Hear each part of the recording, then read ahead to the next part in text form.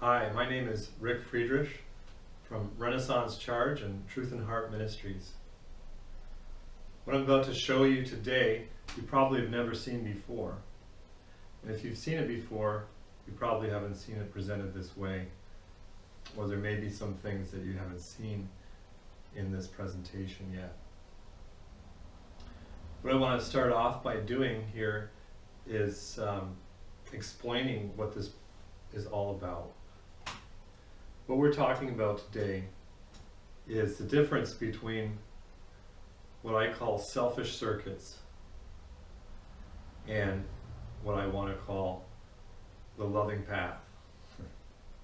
Don't laugh at me, this is important. So the electronics that we use today is in a closed loop. We're going to talk about that, and I call that a selfish loop. Selfish because it's not giving. Whereas if we open up the circuit to another load, we can actually get greater efficiency or more power out than what we normally use or limit ourselves to. So what I want to start off by doing is just looking at the 4 different papers here, diagrams, and then we're going to go into each one of them. So I ask for your patience. Every portion of this video is very important. And in order to really grasp the full significance of what we're doing here, you need to listen to every little detail. I also want to say that what I'm doing here is not to be understood as in the most technical format. I want to speak to the common person. I want to speak to everyone out there so that everybody can understand this, not feel that they have to have some degree or have to have studied this for many years or scratch their head and what does that word mean. I want to speak in very plain language. So if you're technical, don't be stumbled by the words that I use, and try and understand the basic idea that I'm presenting today. The words that I use are subject to change. I'm not big on words. So first of all, what we're going to look at is these 4 sheets. So what I want to look at, first and foremost, is the closed loop circuit and what we do to overcome its limitations.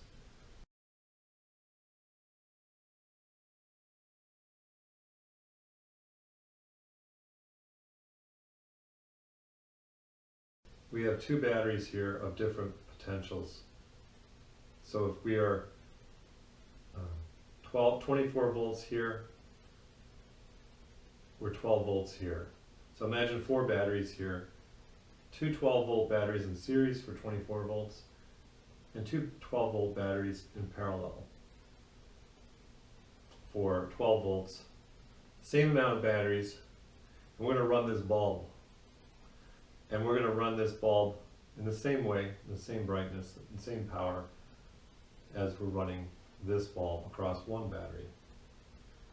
And so that we want to look at and show you why there's a big difference, and some call that splitting the positive.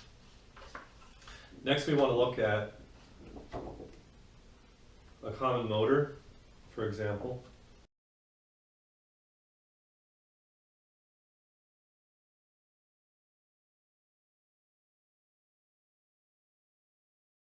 DC motor here. We're going to look at the flyback diode that's normally placed on a pulse motor, such as a brushless fan in the back of your computer. And we're going to look at this closing the loop here. Actually right here. Not just here, but here. And then we're going to look at our motors. So we take the same motor actually, and now we're going to just move the diode across to another battery. We're going to charge this battery basically around the same rate that this one discharges. And this is what we do in all of our motors. This is a motor that is our motor that we make, and this dual pole motor here is another motor. And then there's the conversion. We're taking the same fan and converting it over, just using different circuitry. By moving that diode over there, we can actually get double the amount of energy that we would normally get with the conventional system. Next, we want to look at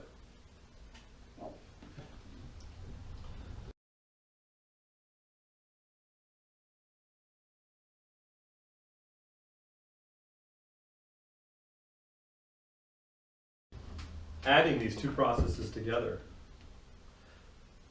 So this is the way we've normally run our motors. But now we want to add this benefit here. So this is what we do on this side. We have one battery at 24 volts, for example. It could be different voltages. And then we're going to be charging this battery, two 12 volt batteries, the same capacity. We're going to run our motor either on this side or this side. In this case, actually, I'm over on this side. We're just going to run it through one line and let the other one continue. And then we're going to charge this battery still the same. So we want to look at that. And then finally, what we want to look at is adding another process.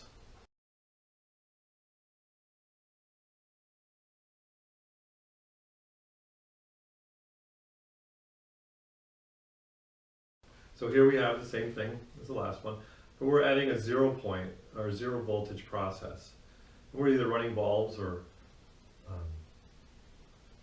we can run charge batteries or run other loads. And actually, in this case, we can continue to add this process to the same system for as much energy as we want. We can run as many loads as we want if we set that up correctly. And we're going to go over that later on at the end. So now, let's get into more specifically what we're talking about on a primary level. So first of all, I want to mention that this whole presentation is going to be part of a chapter in a book that I'm writing on really what's wrong with our culture today, in the sense of what are the bondages that we're enslaved by. Now, we don't like that term slavery in this country, and of all countries we have promoted the idea of liberty. It's been very important to our culture. But in what ways are we still enslaved? In fact, in all areas of our culture, we're still enslaved. We don't even realize it. So what I'm trying to talk about is the selfishness that exists in our culture, from technology to the entertainments to the way our churches are. Throughout the way that we eat food, our health, all these things, for the large majority of the country, we're enslaved. We've enslaved ourselves, and even by our own admission, most people more or less will admit that they are in bondage. And they prefer that way a lot of times. Some want to escape. And so I'm hoping to write a book, and I've already written a few chapters on it. So the first chapter will be on what's wrong with our education and how we prejudice ourselves. The whole education system teaches us from the very beginning to just accept what somebody else tells us without understanding how to evaluate truth. It tells us to embrace what we want to believe. So the twofold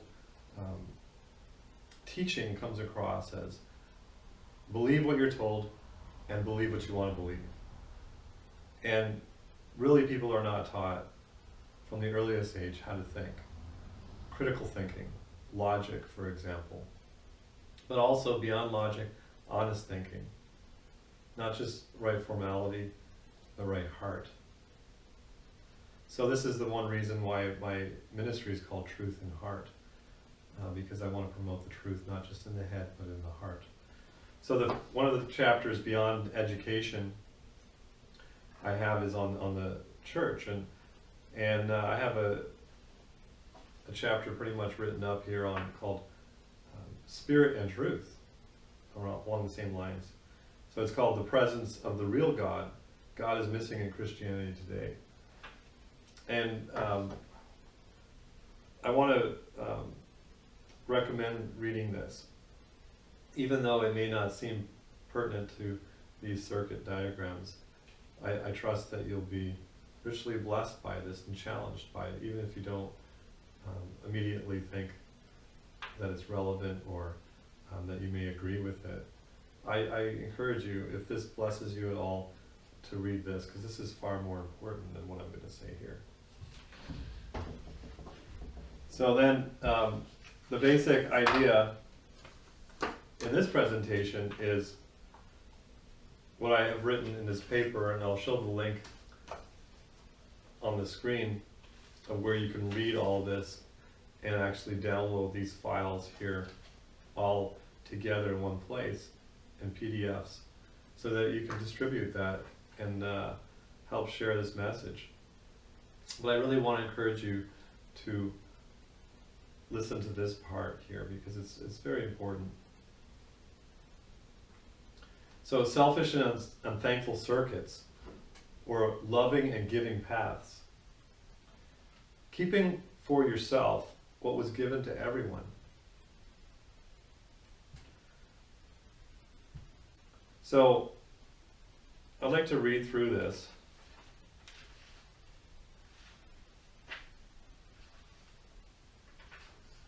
And then I'd like to do this presentation here. And you may want to just skip over it, but there is important things mentioned in here that pertain in more detail than to what I'll present here. So it'll be important for you to actually read this. And I ask that, because I have given myself to share this information, even at potentially risking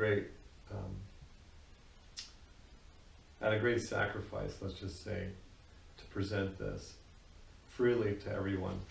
I could hold this back, keep it to myself, like many have. No doubt there are many that I know who know this stuff and have not shared it so freely and clearly to the public, and they've been concealing it. And I decided that I can't do that, and I want to try and present this in the simplest way to help everybody. So because I've done that, I ask that you listen to this. So why should I give away this free energy? Why should I go beyond what I've already shown, beyond this circuit? Why should I go to this circuit and this circuit and this circuit? It's not a sermon, but my reasons for my efforts in revealing to the world free energy in the simplest way of understanding it. I do not claim to have invented this, or to have first discovered these things. I've discovered a few things. I've made some motors here, and I've made some improvements on things, but I'm not the one who gets all the credit. I'm just someone to help as much as I can. So it doesn't matter, really, because no one can receive anything unless it is given from heaven. I'm thankful those who have shared their discoveries with the world, and mostly to God for giving it to us. So in this first diagram I call the selfish or unthankful circuit. Let's look at that. This is because the extra potential energy in this, where this flyback diode is normally disregarded as useless, when in fact we show it can be used for several purposes. This is like a beggar who is starving for food, ignoring and throwing away half of the food he is given, as well as the opportunity for him to make his own food. It seems that since Tesla first tried to show the world how to benefit from these methods, that various inventors and businessmen have tried to create unique ways to sell products that produce the same effects. Patents have been filed and granted, and few, if any, want to show the world the simplest way how to produce free energy. And why should they? Does the world deserve the knowledge of how to greatly reduce or entirely eliminate power dependence? Do people have a right to sell products that make them depend on others? Make them depend on them rather than just showing people how to do it for themselves? It is hard to answer that question when you work in this field and have greatly contributed to this science and have not been paid for your work. In my life, I have now given many years to this work and have freely shared what I know. Those who have followed my work for the last 10, 12 years can see that. I've just made products available because people have demanded them. I never have pushed my products on anybody, and I've made them as affordable as I can afford. And I have not made great profit in it. And believe me, I've lost a lot because of it. Along the way, a few people who have known more information than what the public has access to have told me to also keep back some things so you will have something more than everyone else. Is that right? Why should I? If I freely receive it, shall I not freely give it? This is hard to decide, truly. In what sense should we try and make money off of what we know, rather than give that knowledge away and no longer make any money off of it, because then people do not need you? Are we bound to give the whole world the truth about everything, or shall we keep back some things for ourselves? I've decided that it's better to give it away in the simplest ways for the good of mankind, and so risk becoming unneeded, rather than to keep it for myself and make a little money for keeping it, keeping the world largely in the dark, when it is in my power to do otherwise. My history of selfishness and how God can change us. Let's turn things around now.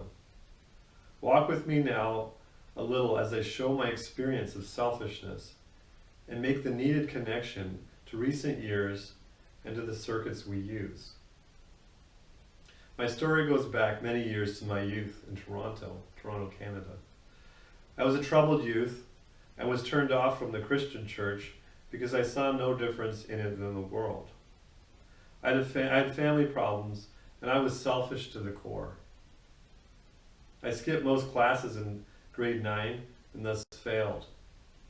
For 3 years I was involved in crime. Early on I taught myself how to hotwire cars, and during the same years was approaching the character of Charlie Sheen, who played in the 1987 movie No Man's Land. I soon got into a gang and was used by older members to do crazy things in order to fit in and to have the security of the gang. I had a claustrophobic insecurity going into grade 9, going into high school, when in those days the nifty Niners would get seriously picked on by the older grades. It was some comfort to me to eventually have a gang to protect me, which was the toughest around. Those were reckless years, and over time the soul gets more and more hardened and careless, so that eventually I got caught by the police. I was on the edge and had nothing to live for but the rush of living on the edge. In the midst of my darkest hour, I could never deny the existence of God.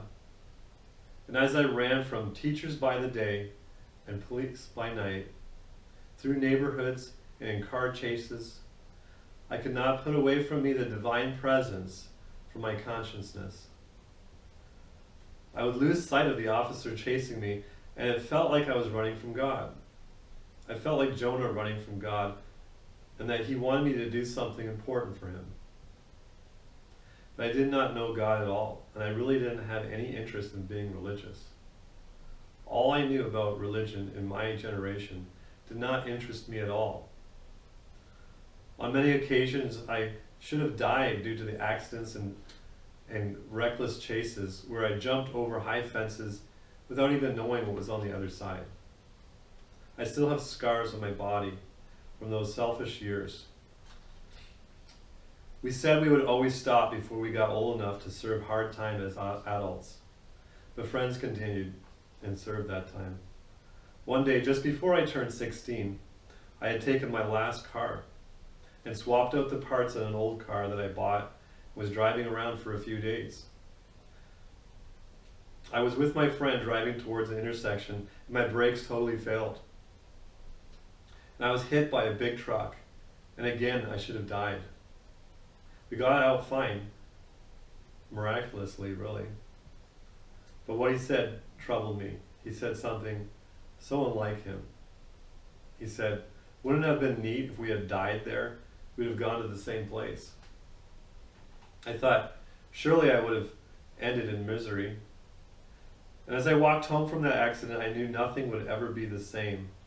And something different, totally different, was ahead of me. I moped around for days, completely dissatisfied with life. Then I decided to get my things out of my wrecked car. When I got there, they arrested me for the third time. Someone had towed the one car I had stripped down to the same yard, and my car was towed and parked right beside them, and they figured out what happened. So at that point, I really didn't care about anything anymore. I really was down. I had my fun and it destroyed me inside out. 3 days from the accident, I received another well-timed trigger in my life. This is now the third remarkable thing like this that happened. I got a phone call and was invited to a church by a former girlfriend. I really didn't want to go as I was opposed to Christian belief, but I ended up being convinced to give it a go, for the social aspect of things, I like some of the social aspects even though enough to continue going. 2 weeks later, I got my shots and my prints on my sweet 16th birthday. Going to church helped me get out of that really bad crowd and kept me from going to jail. But my heart was not changed, and my sins were just modified. Not much influence in the church moved me towards giving my heart fully to God. The influences were mostly counterproductive and only encouraged modifying my selfish heart.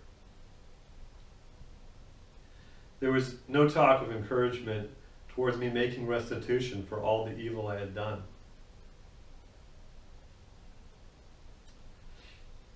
So I continued on for a year until another major incident happened that let me feel the hand of God again in my life. Yes, a toilet spontaneously blew up at the perfect time. It was a long story and we'll share. I wasn't sitting on it. But let me just say that my dad was walking past the bathroom and all of a sudden this toilet blew up. My dad's not mechanically inclined. So he came rushing into my room and said, "Get off the phone!" And I needed to make a decision in my life. Actually, I had a girlfriend and I had to break up with her. I didn't have the courage to. And so I hung up right at the right time after I was trying to break up with her. And I came out there and I turned the water valve off because my dad didn't know how to do that. So anyway, we couldn't find any reason why this toilet just cracked apart, the top part of it. Nothing fell on it, it just broke right at the right time. It was just that little thing in my life that I needed to know from God, that I needed to do this thing in my life. Because I was pleading with God to break up with this girl, and I didn't have the courage really to do it. It's hard to explain that when you're a teenager, you can understand that. So this was important to me. So I had the courage, because of that definite sense of the divine involvement in my life, to let go of many things and begin to seek Him. Yet not fully, as I feared the idea of having to go back and face everyone I had wronged. So that would be a seemingly impossible task, to try and go back to everybody that I had stolen from or done something to. So for almost a year, I was in earnest in many ways, and was definitely awakened. And a few things definitely stirred me to my core. Definitely. The pastor of this same church invited me to look after his home while he was gone a day or two. So I stayed there and found this book on the table called Answers to Prayer by Charles G. Finney. And this is a 150-year-old book. So now I republish all of Charles Finney's books on truthinheart.com, just to let you know how important this author became to me. I decided to look at this book, and as I read it, I could not put it down. I could not believe the experiences this man was relating and the faith he had before God. This was nothing I had seen in my life, and I was very interested to know more. This influence, along with spending a lot of time in the Bible itself and examining the evidences of Christian faith, because I had been quite a skeptic. These weighed heavy upon my heart. And these influences, contrary to everyone around me, led me to realize that I must do what I could to repair the damages I had done to so many people. This is why I feel compelled to share all this in my life. I saw that I was still totally selfish, no matter what good works I was doing now. And however much time I was in Christian activities, I could not even face those I had stolen from. I feared going to jail over these things, and I had no idea what would be involved in beginning restitution. But in time I let go of all these things. I gave my heart fully to the Lord, come what may. I had no other object than to follow all truth, no matter what problems may come. And at the same time, I also lost all things in regards to my family and the Christian associations I was with. I had to let them go because they didn't receive that kind of truth. They opposed me making restitution, believing that you can be free of your selfishness and all that kind of thing. This is the doctrine of the Bible, and yet I didn't find anybody who believed it, even though I was in many churches. So I realized that my own family would greatly oppose me for attempting to make restitution, and that this church would also reject the idea of a Christian actually giving themselves fully to God and living a godly life. That's going too far. That's extremism. I wrestled with God one Tuesday night, I remember, Tuesday morning. And He changed me and showed me what I had never let myself see before. And yet He had been showing me for my whole life. He showed me how much He loved me and His patience in tripping up my way. I'd never really understood how anyone could be selfish.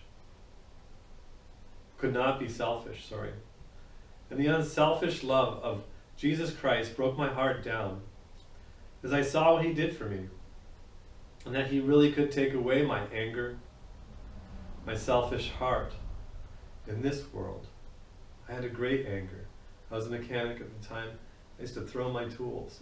Anger, all the time. And the Lord took that away from me. I could never take Christian claims seriously. I could never, as they seem the same with most skeptics, when the religion just amounted to God pardoning them while living and continuing to have the same heart and life as those not professing. So today I finished published a chapter on this. Well, when I wrote this, that was this chapter here. This is what this is all about. And that's at truthandheart.com, spiritandtruth.html or .pdf.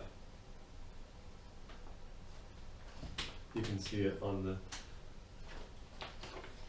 screen. I could not take things seriously no matter how many proofs I saw for Christianity. I just was not existential, it just wasn't existentially relevant to me until this revelation of the love of God and the promise of that he could actually dwell with us and completely change our hearts and lives. And it still has taken me some 25 years to write that paper in the clarity I have on the subject now. I learned that he actually came for this purpose. It was named Jesus to save his people from their sins and not in their sins. That he came to take away our selfish heart and to make it the spirit of heaven was so important to me, as to every youth still today would be important. For I was sick of living for myself. It was so unsatisfying. Believe me, I did everything that I could at that age. And I only got worse and worse and hardened no matter what. I come to see that I was made for an entirely different purpose. My way was just frustrated by trying to get rather than give, like we're talking about here now. I had to let go rather than try and control. I had to seek the good of others to actually find the happiness I was contradictorily trying to possess. You cannot seek happiness directly. You cannot force it or get it with a selfish heart. It comes most unexpectedly when you give up and treat everything justly and in proper balance. This is what we're going to talk about here. When you put God in his place first and treat others as you know you ought to be treated, then you are surprised to experience happiness. Because you, for the first time, were not directly seeking it and trying to control everything. You let it go and gave yourself to the good of others. This is what happened. I bless God for his extreme grace in my life. You know, the church I had grown up in had counted me as a hopeless cause. I was one of the fringe kids on the side, and they didn't care. Nobody ever tried to help me. You thought that kid is one of those bad apples. Can't wait till they're gone. So I did begin in the next day, in my 17th year, to make restitution.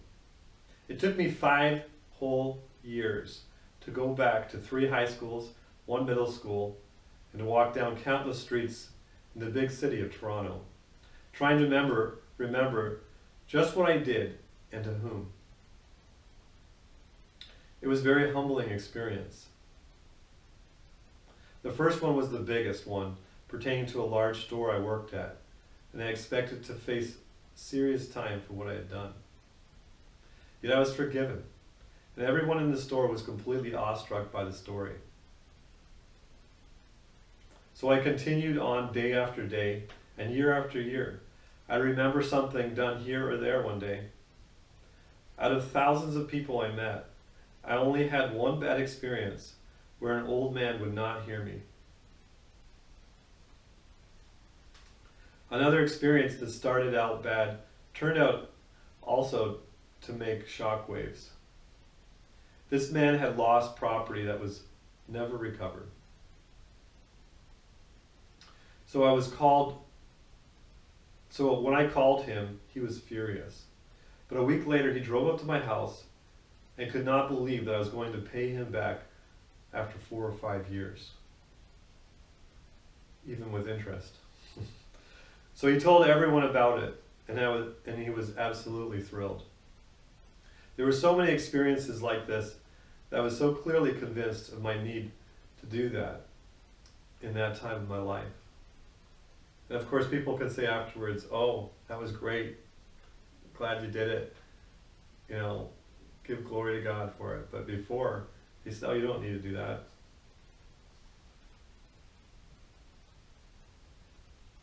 I had caused so much mischief and distrust in society, it was only right that I try to reverse that trend and restore some faith lost. My brother ended up doing similar things around the same time, and no doubt the city of Toronto may have had a revelation of God's grace towards hopeless sinners. The scripture I took as my own is the one at the top of this paper, and I want to read that. I forgot to do that. Of course, I have memorized it, but I'll say it again. Let him that stole steal no more, but rather let him labor, working with his hands that which is good, that he may have to give to him that is in need. This became my life verse.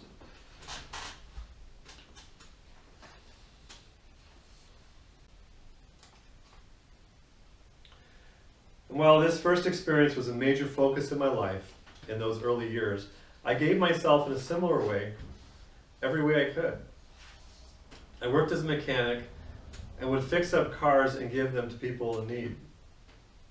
I worked in 5 different group homes over 3 years for people who were mentally and physically challenged. After changing my new ministry's name a few times, it is now called Aletheia, or Truth in Heart, where I republish old classics that are on philosophy, theology, sermons, biographies, which I made freely available on the internet and on CDs before the internet came about. I say this not to boast, but merely to show that God can change a wretch like me and go from purely reckless selfishness to then be moved to the impulse of heaven. Why do people calling themselves Christians today think it's so strange that God would want to dwell in his temple and fill it with the love divine towards everyone? This was the message of Jesus, John, Peter, Paul, was it not? So, how can circuits be selfish and open paths be loving? So now, we move on to these circuits.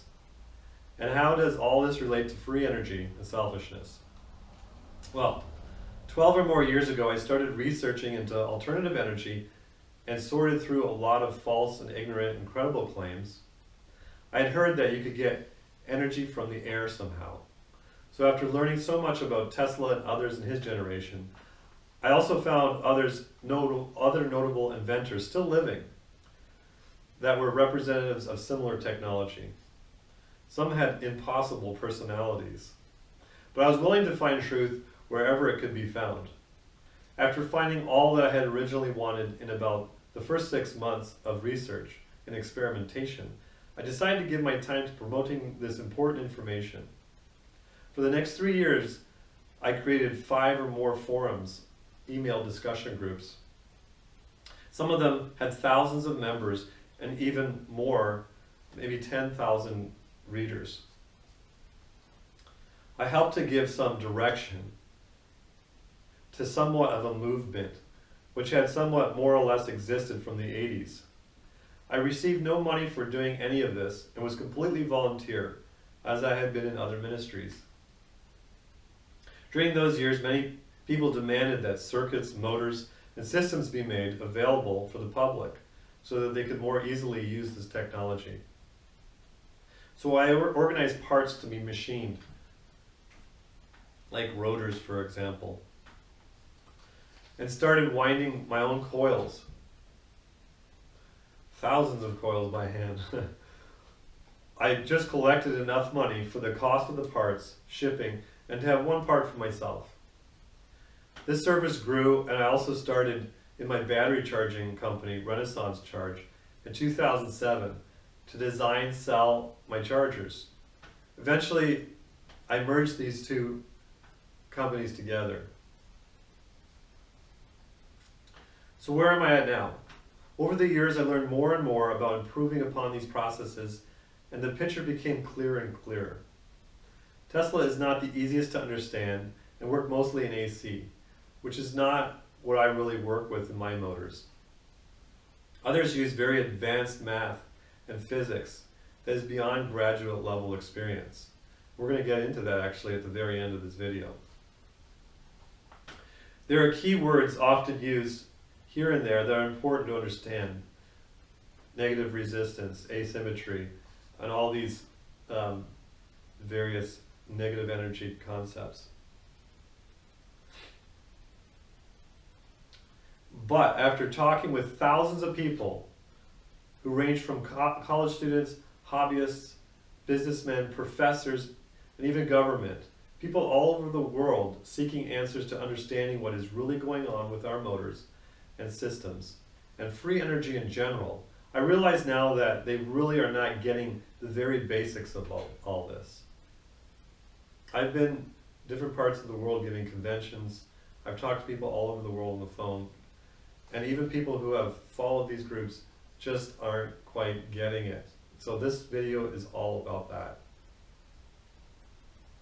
They're still looking at the circuits in a conventional way. They're still depending upon their meters. They're still depending upon a closed loop idea of a circuitry. They're not getting it.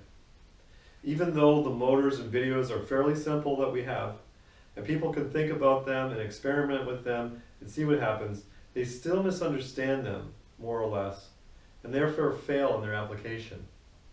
So this should make it very clear from here on in how to move forward for the whole world to do that. So this should mark a turning point. Tyndale's covenants and reciprocity is a heading here. So it was really only recently, after more than a year of recent conventions in Europe and in the US, that it finally clicked with me in an analogy. This analogy that we're talking about today. I had been reading William Tyndale, who gave us the first English Bible 500 years ago, translated from the original languages.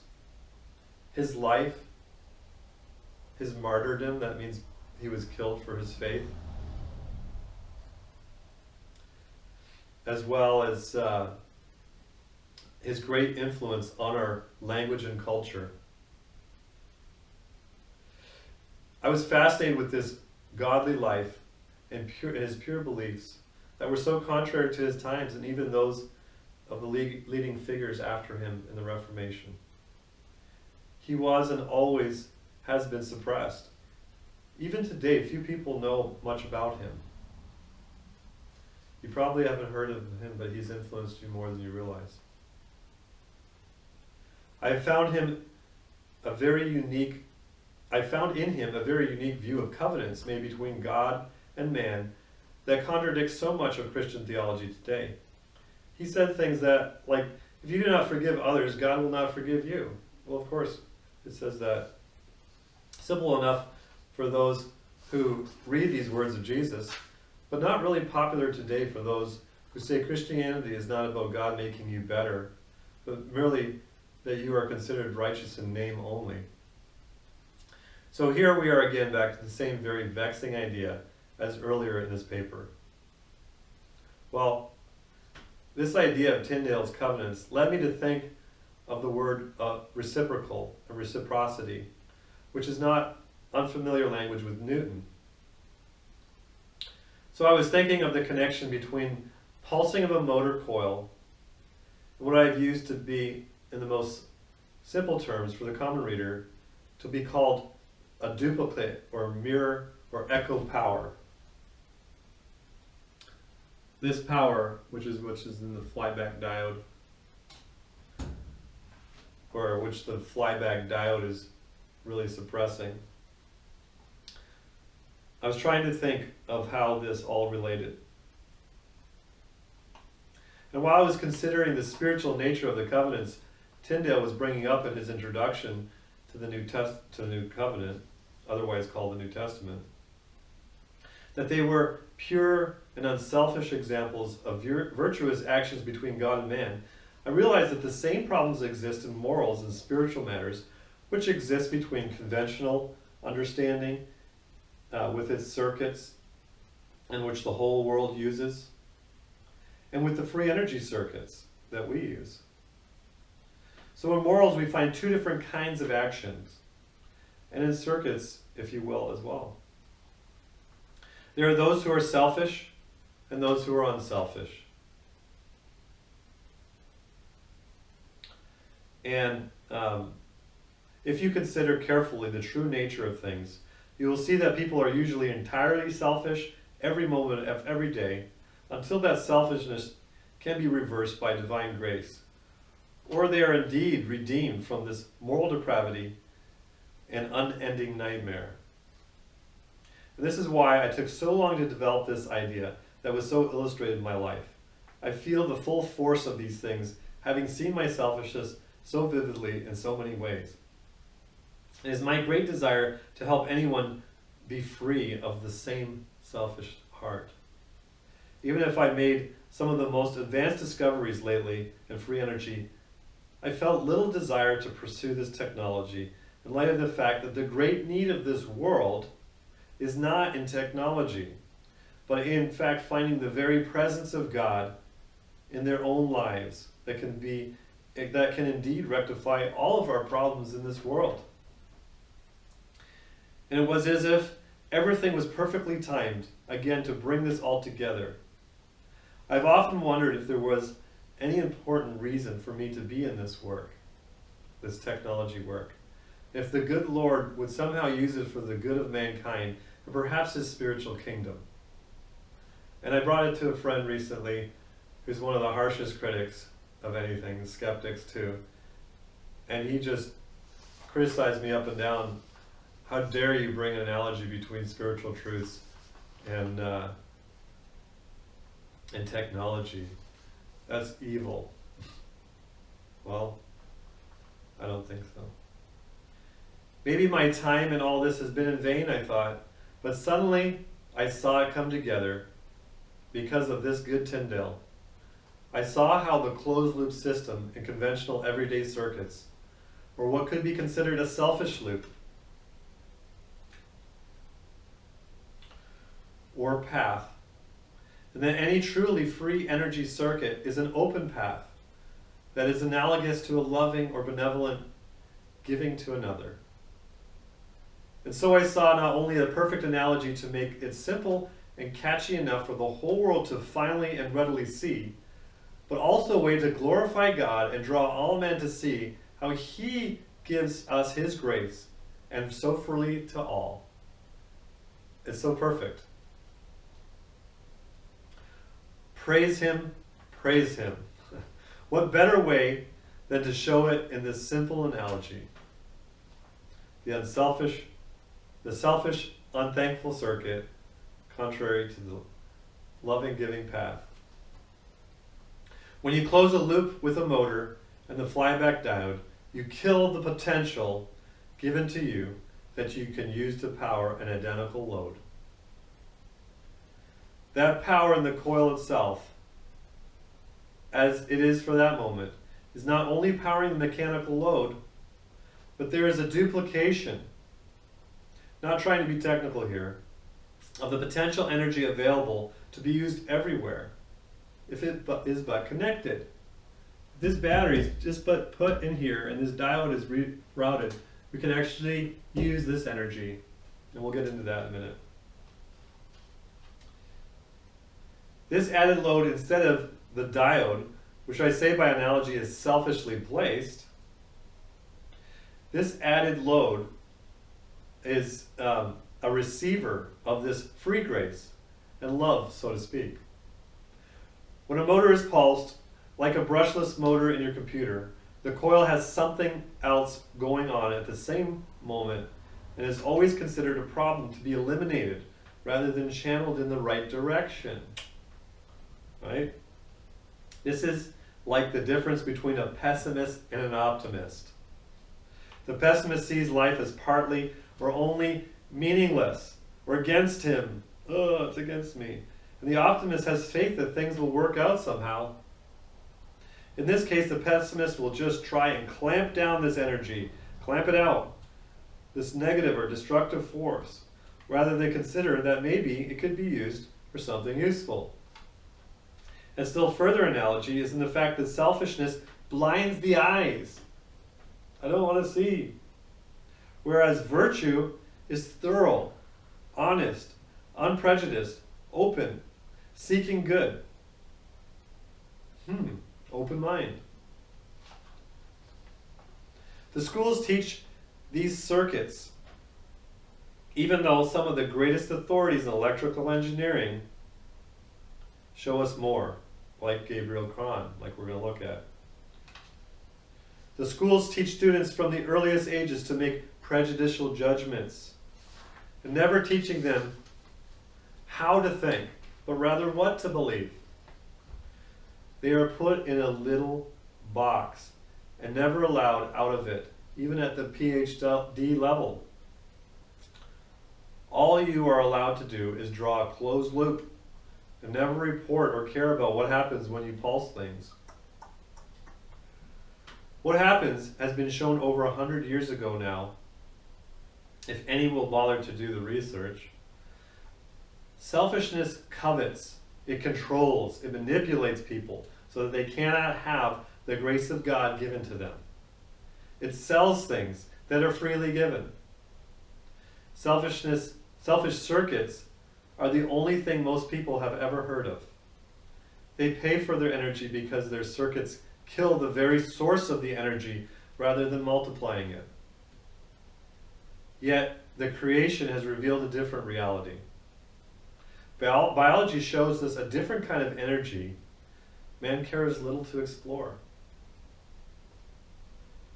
And we wish to consider the ways God has established from the beginning. Maybe we can find what we have been wanting all along. Maybe if people had bothered to look at how a bird's wing was shaped, that they could see how flight was possible with very easy and little experimentation. But when you are blinded by prejudice, when you cannot see what is flying above your heads all day long, that is a fact of history. You can also you can also show videos and demonstrations, but people will not see it because they cannot see it, because they are committed to not seeing it. Do you understand? There is a selective research to find only facts that support your belief. That belief is paid for by those who profit the most in this world. They want you to be blind, right? It is one big circle. Closed loop again, remember? One big closed loop. One selfish circuit that breeds only selfishness and injustice, while the open loop gives us freely to all. If they but open their minds, it is just the same with all of God's grace. The promises of God are there for you if you just but claim them. I'm not talking about prosperity gospel here.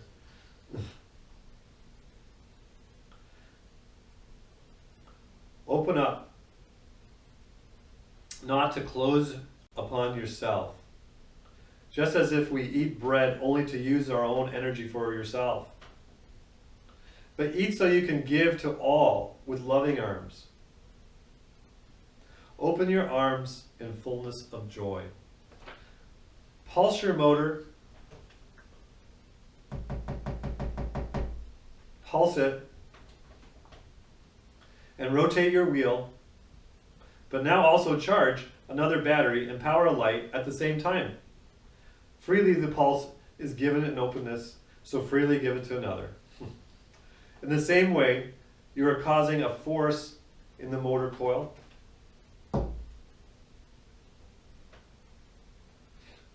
You do unto another battery and another load at the same time.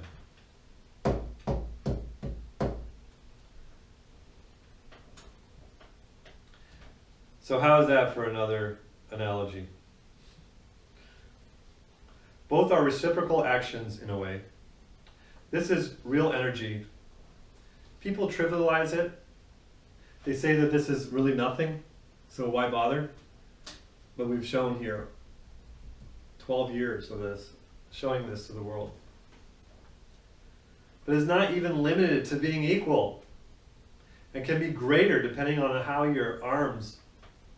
open your arms are, and how big the receiving load is, how big of a battery. If I put a bigger battery on here, I can charge more than even this is discharging. And we're going to show more here. So how big are your arms? And that is another story, as I said. The second chapter, so to speak.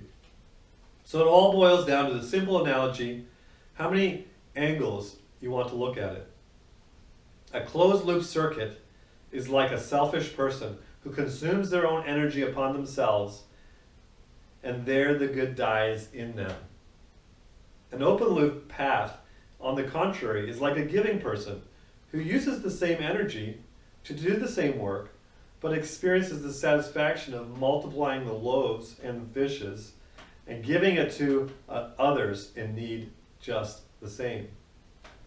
This is natural law, and this creation testifies to the same. Now, what will you do with this? Will you run off and use it for yourself only? Will you not first seek the God of heaven and thank him for what he has so freely given you? Will you also seek him for something so much more important that he also freely gives? Has this truth come to you without this analogy?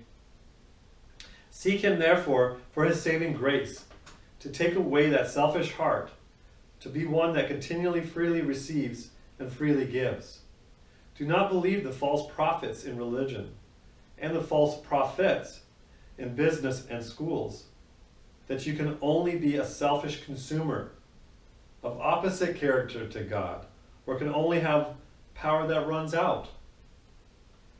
Take off your blinders and see all the facts. Stop selecting facts that people limit you to. Do original research. Test everything. Hold fast to the good. Get a hold of the ultimate source and thank him that he really does give us all that we need.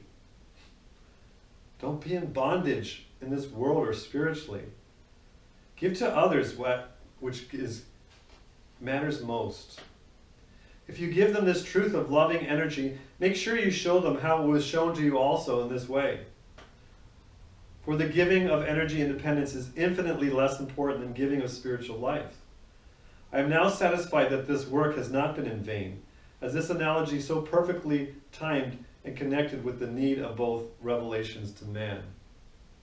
And oh, that the whole world would open their eyes to see both of these. What will you do about, my friend? Thank you for listening to that. Now let's go on to the technical presentation here. So the first thing we want to do is show, kind of debated between showing this one or this one first, but we're going to go with this one because it's simple enough. Both of these will be shown to be closed loop ideas on the one side and semi-open loop on the other side. So what we're going to do here is show a battery. We've got two batteries here actually, but for now we're going to show one battery bank. These are AA batteries, and there's 6 of them. Right now these are in parallel. We have a 6-volt bulb here. These are 1.2 volt batteries, and right now I'm just going to connect this up. We drain these batteries down and we charge these ones up, and they bounce back a little bit, self-charge a little bit. So we're going to wait till this bulb goes down before we continue on this. But briefly, what we're going to describe here is we're closing the loop. The positive side is on this side. This is the negative side, which represents black. And in a closed loop circuit, the bulb discharges when connected across the batteries. The batteries discharge.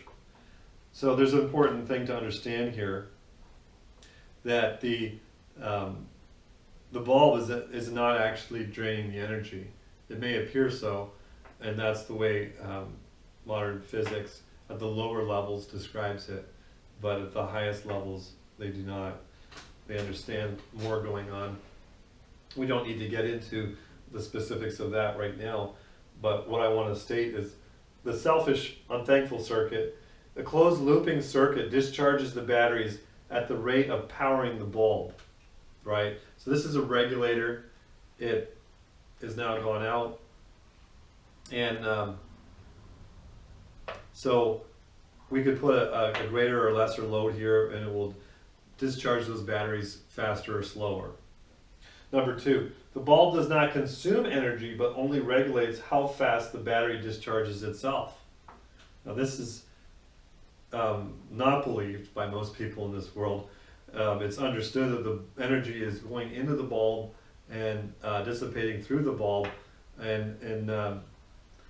but the battery actually, in my understanding, is discharging itself because of the closed loop. So that's not too important to understand at this point, but what we're going to show here is something that seems to verify that. We're going to show these capacitors in a minute here, and we're going to show these. First we're going to show this, and then we'll go over this detail in a minute here. So what we're doing here now is attempting to, we have 6 batteries here, and we're going to put voltmeters on here to show you.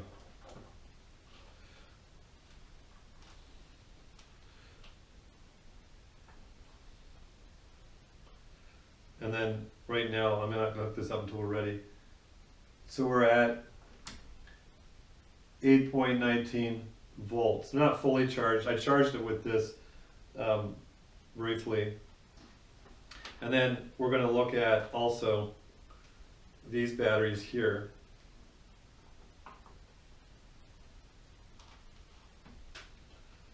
And these ones, like I said, are discharged. 3.21 volts. And like I said, if we get every little bit out of this, it would take a little bit longer to fully discharge them, but we can see it goes down to 0 volts pretty quickly here. So what we're going to do is we're going to connect up these batteries. The negatives are tied together. So as it's shown in this diagram, the negatives are tied together and the bulb is in between. We call it splitting the positive. And so we have double the potential voltage here than we do here. Same amount of batteries though, so we're talking about the same amount of power capabilities here. So what we're going to do is we're going to charge these batteries up. See, now they're down good enough. And there's a bit of a bounce back there, but it's not. So what we're going to do is we're going to charge these batteries while we're running the light bulb. Now, I just came back from a convention we had in Goshen, Indiana. About 35 people down there will testify to this, that we ran this all day long, and we just switched these batteries from series to parallel. So I made these batteries, I disconnected, when the bulb went down and stopped, was discharged. When this battery discharged down so that they were about equal voltage, the bulb was out, and then we paralleled these batteries and series these batteries, and we switched them around all day long from 8 o'clock till 6 o'clock at night. And that way the bulb ran constantly the whole time. And so we actually got way more out of this one charge, because this one started off discharged, remember? And we shuffled the energy around, so to speak. Or at least the energy came into the batteries as we created this kind of loop. Now, since the batteries are still closed looped in a way here, they are still going to discharge. But we've shared it, the charge, with another, so to speak. We've given the process over. So that's why we're saying the closed looping was a selfish circuit. You can only run the bulb for so much time. Now we actually are able to run not only a bulb, but for example, we can disconnect this bulb and put a motor. So we're going to go with this one being. So you've got two positives. So which end do I put it in? The receiving end, so to speak, is the negative. So it's real power here. We're just going to leave the bulb for now, so you can hear me properly.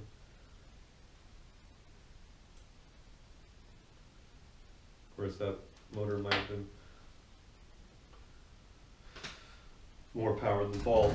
This is a 5-watt bulb. Okay, so now what we're going to do, actually I have to stay within the camera, so I'll sit down here.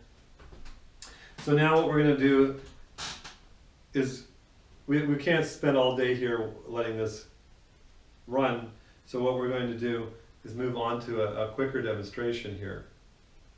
So what we have here is two 120,000 microfarad capacitors, 80 volts, and they're identical. They're a little bit leaky, so that means they discharge, and they discharge a little bit over time. So what we're going to do is we're going to fully discharge this battery with a 1 amp, well, not battery, this is a capacitor. So I'm discharging it, and to show the voltage. Actually, I could use another voltmeter. I'll just leave this one connected.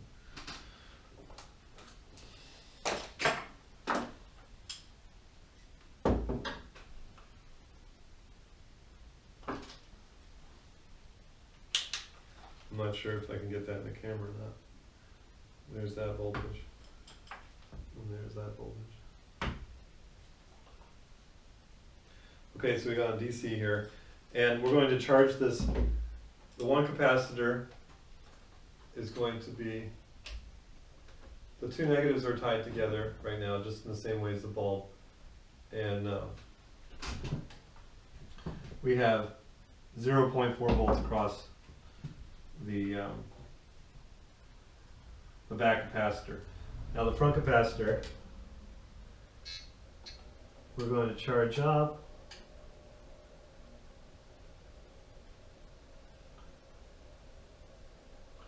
It is charged up to 30 volts.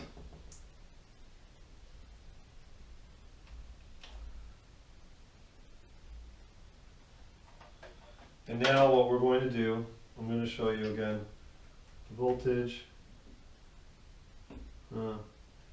28. Let me charge that a little bit more. It's so leaky.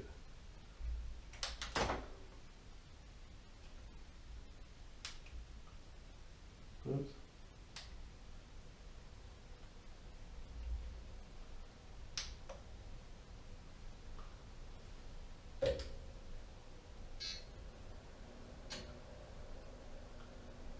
Okay, so let's see that now.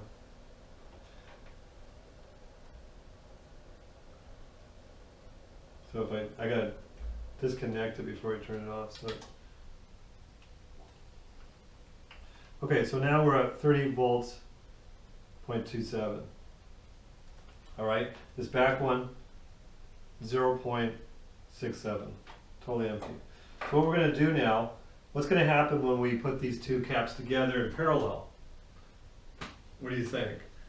This one's 0, this one's 30, and now we're going to hold them for a few seconds to make sure it's all transferred over.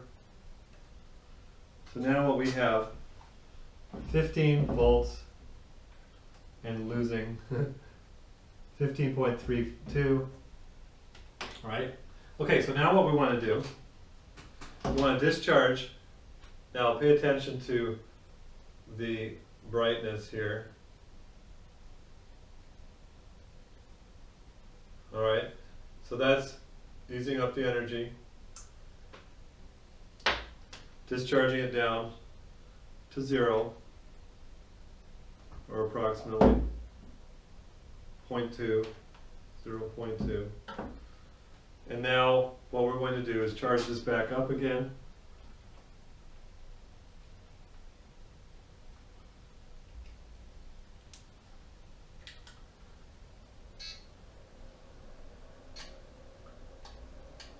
So we're only half discharged.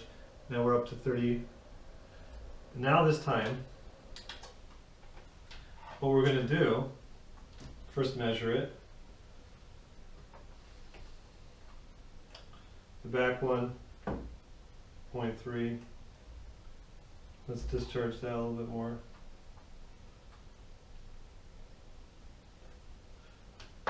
Now it's 0.2 like it was before. And this one's, let's try that a little bit higher again. So that it's more equal.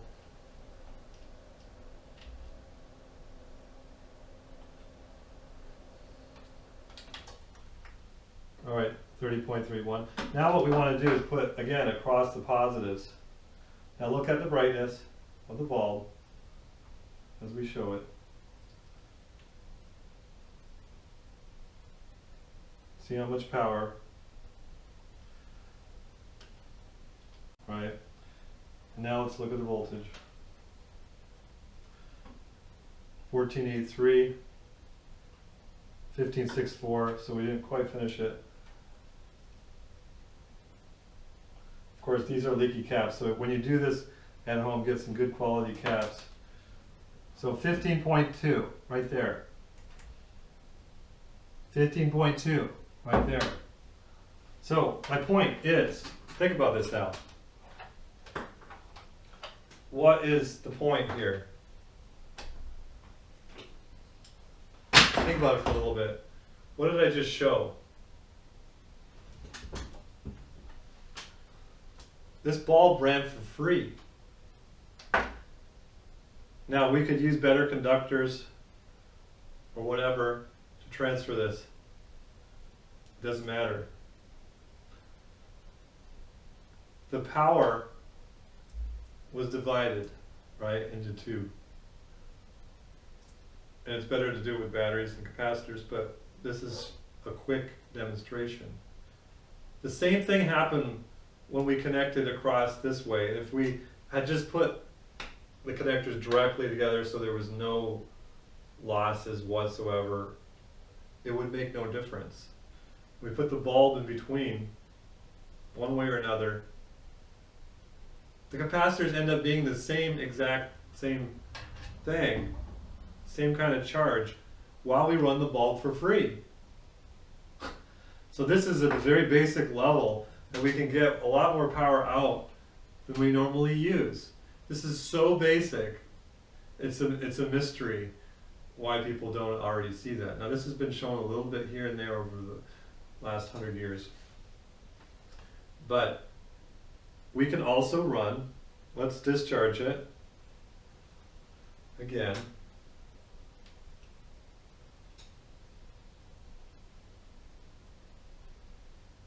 And let's discharge this one to show you.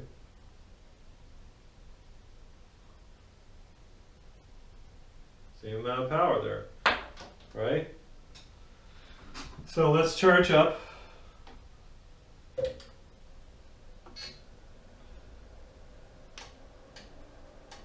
We got 1 amp load, 1 amp so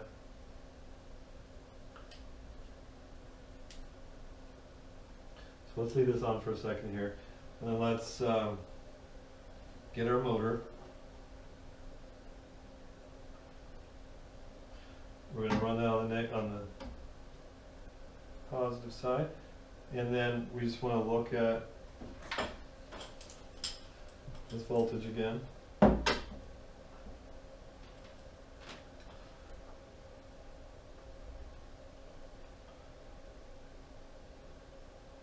Hold on.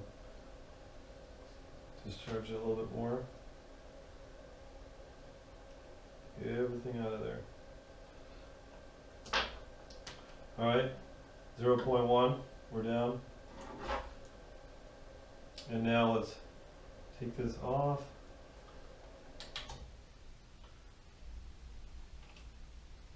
Let's look at the voltage again. 30.3, 0.6. Okay, now what we're going to do is we're going to run this motor until it equals out. That's all that there is in that capacitor. Alright, now let's look at the voltages again. 15.12, 13, 15.36, same thing. This is a leaky cap, so it's going down every little bit. So, but anyway, you can verify this at home. This is not something that I'm trying to prove here. I'm just trying to show you the idea so that you can show yourself, right? So now, what have we done? We've run this motor. We've run this capacitor, or sorry, this bulb for free. And oops, let's get this out of the way so we can focus in on the rest of this presentation. Got motors rolling all over the place here. So, again, we're going back to this bulb, going back to the capacitor. The bulb doesn't burn the energy. Sure, heat comes off of there, but where's the energy really coming from? Where's it really going? That's a mystery to the common man, and physicists believe they've got it figured out one way or another. But what I'm saying is, on a practical level, what does it really matter what people say with their words and their definitions when you can see that and you can use that? We could shuffle around this energy in various ways in various circuits, various motors and applications. So we're going to do that with the third stage here with our batteries. We're going to run our motor in between two sets of batteries. But first, let's look at the basics. So I think we've shown this enough. If I disconnect the load here,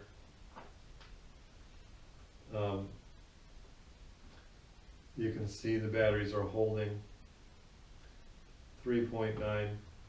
If we go back, you can see, I'll let this run for a little bit so that you can see that it really has charged this battery to some degree. And we'll just move these batteries out of the way so that we don't have too much going on here at once.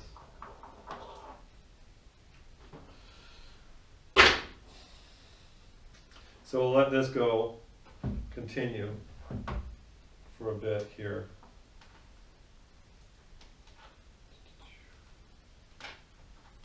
And then we'll move our other motors in place.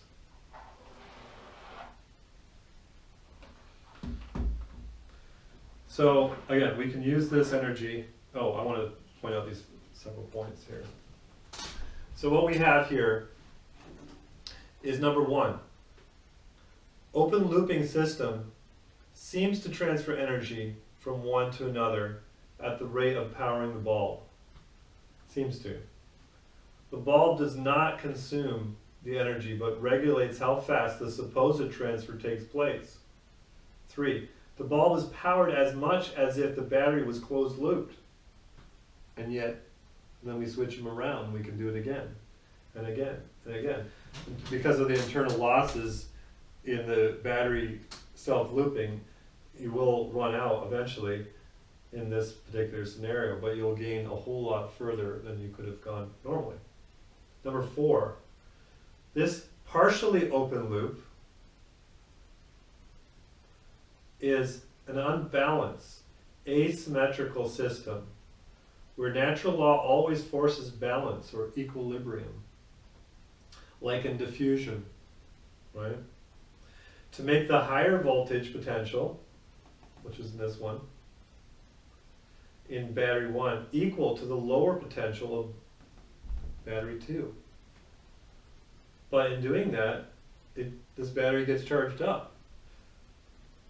and the bulb runs for free in that scenario. If we're going to charge a battery anyway, we might as well put a bulb in series with it.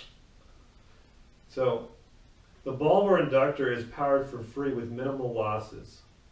Number 6, it is still mostly a closed loop and therefore has losses and battery 1 discharges.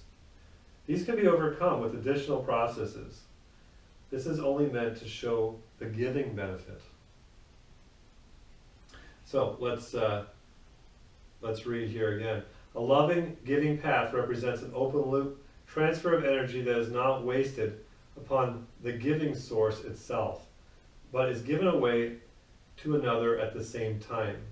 No man can receive anything unless it is given from heaven. It is more blessed to give than to receive. And this is the condemnation that light has come into the world, and men love darkness rather than light, because their deeds were evil. For everyone that does evil hates the light, neither comes to the light, lest his deeds should be reproved. But he that does the truth comes to the light, that his deeds may be made manifest, that they are accomplished in God.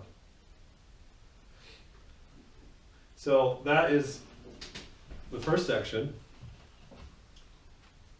The next section we've talked about briefly.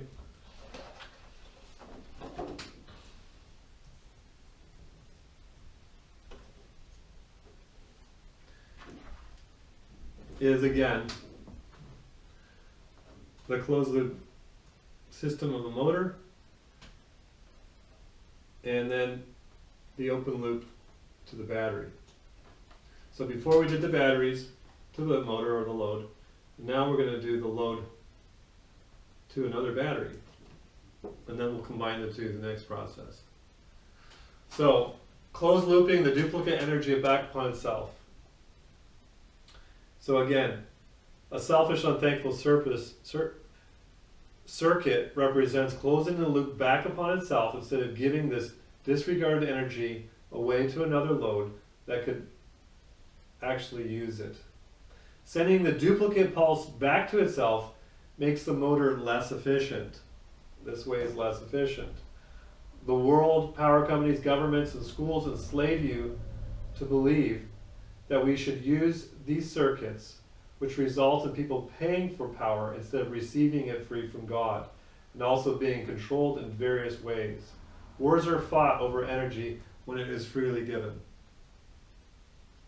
The world operates under the same selfish principle. People blind themselves by living for themselves rather than loving God supremely and others equally.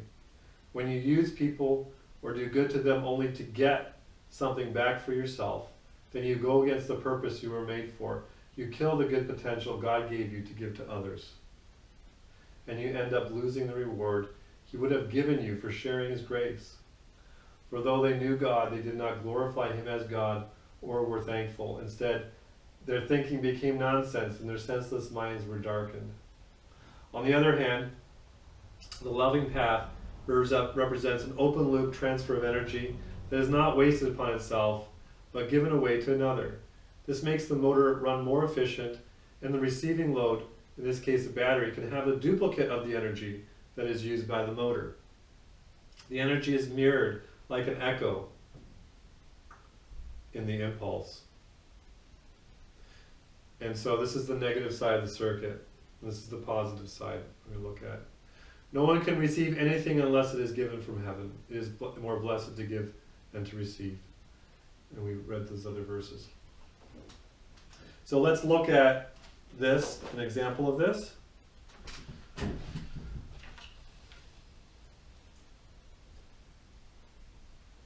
So what we have here is the basic motor, and we have these two also as shown in our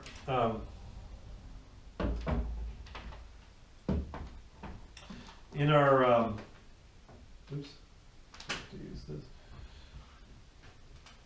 In our diagram here, we talk about a brushless fan.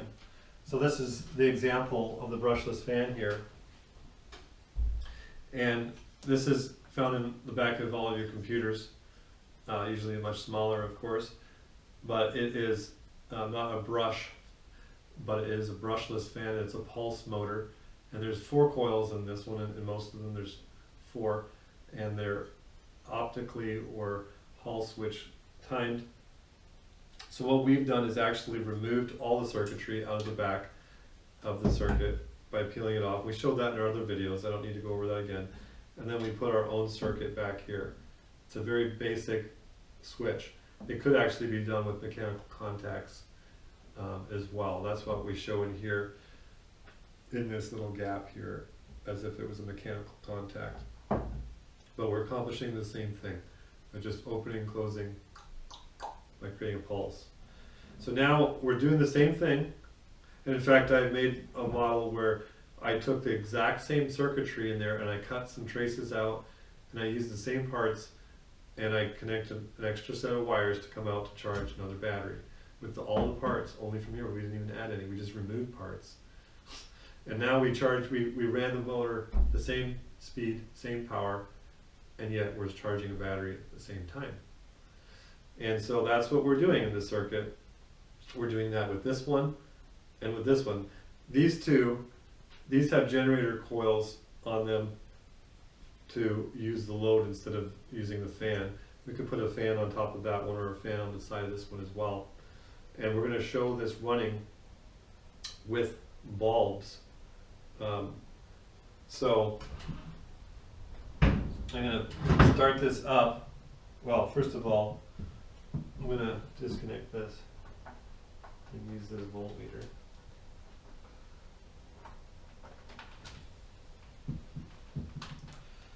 And so we're looking at this one going on this side.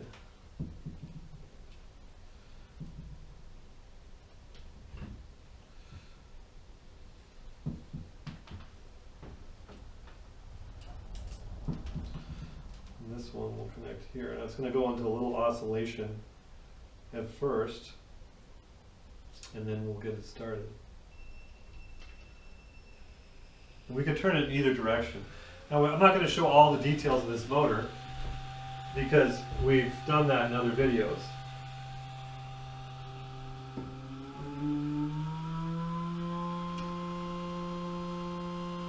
So now these lights are on.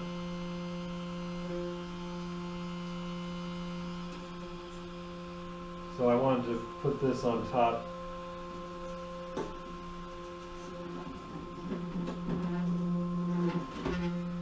Hopefully not make too much vibration so that you can hear me. So now,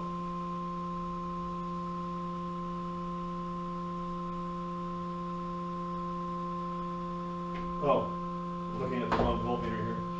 Okay, so now what we're going to do, see, this bulb is just about out now.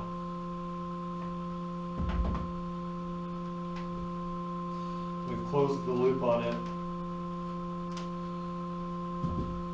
and discharged it out. So we're done with this presentation. I'm going to move it out of the way. So on to this one now. So you can see this one is the charging battery. It's being charged, going up. And this one's the input battery. 1253, 1221. This will go down. This one will go up.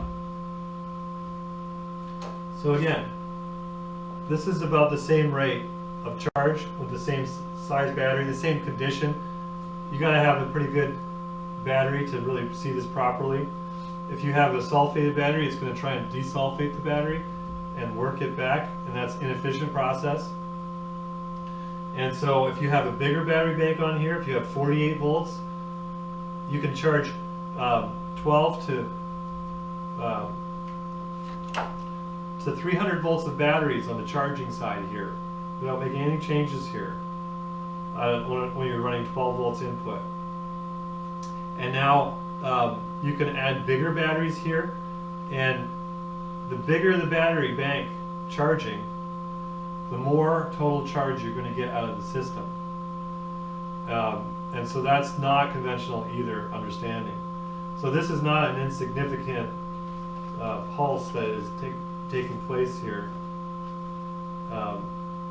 it is very, very significant. So we can see the charging and discharging, and we can adjust this more or less and tune it properly. So now what we've done, like I said, on all these motors is a basic process and of converting them over to run and charge another load. So now let's look at doing another process here.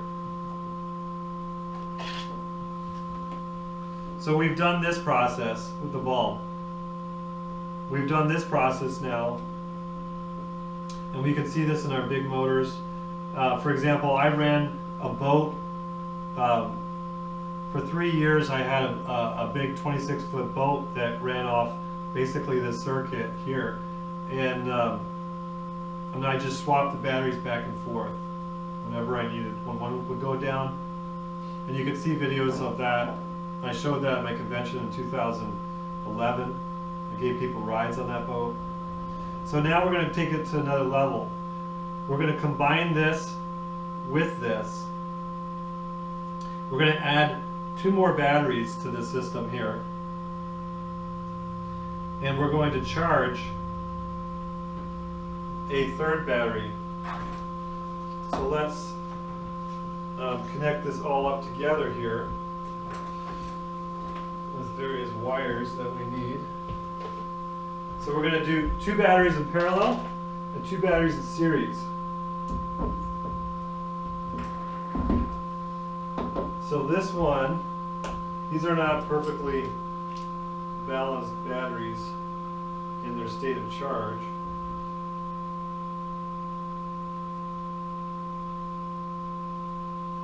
Okay, so these 2 are going to go together.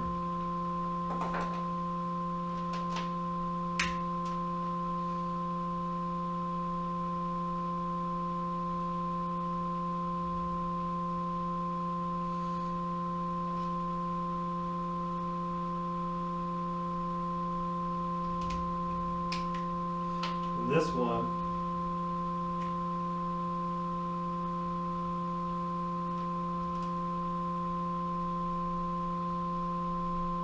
going to be 24 volts input to 12 volts charging, 12 volts parallel.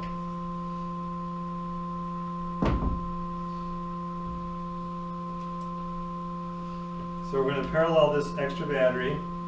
Just going to bring the voltage down because we're at, so now we've got to change this. No, we'll leave that one. So 1223, and this one is 1228, so it's pretty close. We're going to parallel these up now.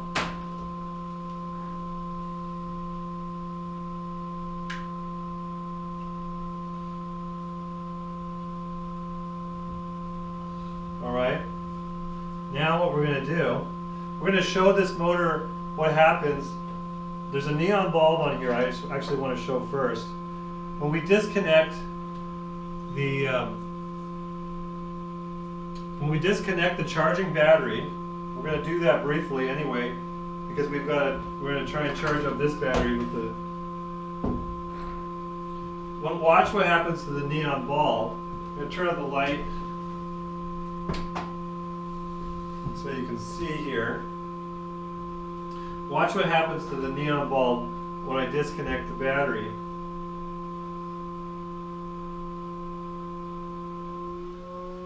See, the neon bulb is on, and if I'm not careful, I'll destroy the whole circuit.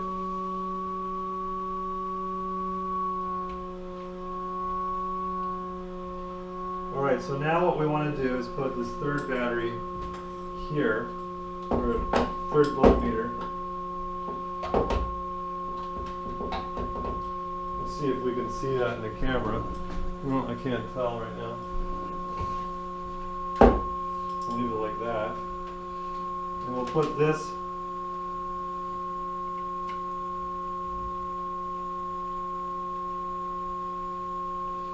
So 1178, 79, just in case you can't see it. And then of course this one, now we've got to connect up. We're going to connect this across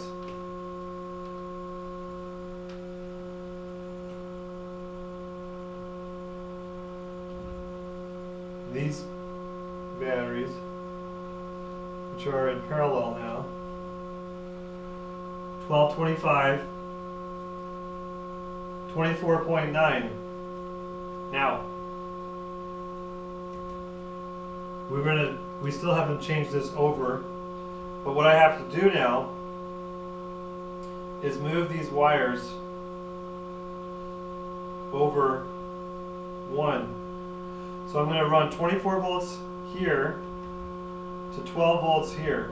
And all I have to do, and you shouldn't see any difference, but slow down for a second. Whoops. I think I might have done something wrong here. Oh. I forgot. Okay, so now the two negatives are together.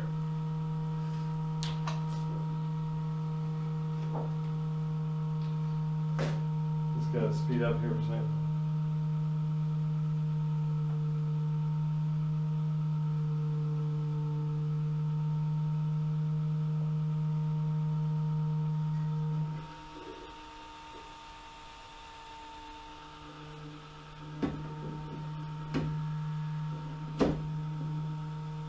Oh, we're at a different voltage here, 22.4.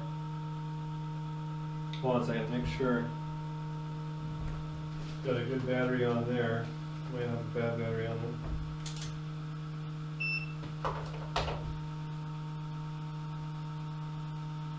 Oh yeah, this is the one that's the bad one. So what I want to do is put this one.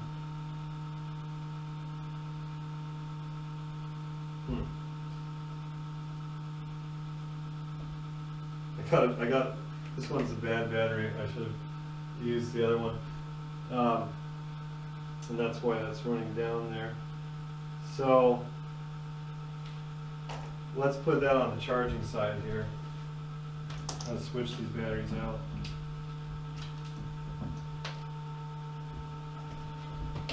This one's not charged. This one's a little bit better charged, so.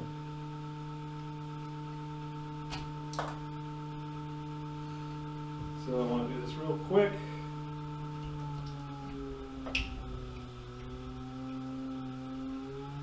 There we go. All right, whoops. Thank you for your patience. Usually I'll stop the camera, but I want to show you guys continuity here.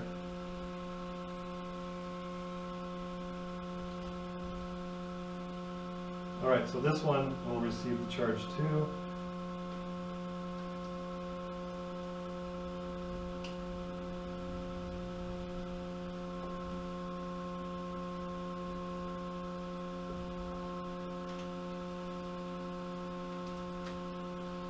And, wait, where are we?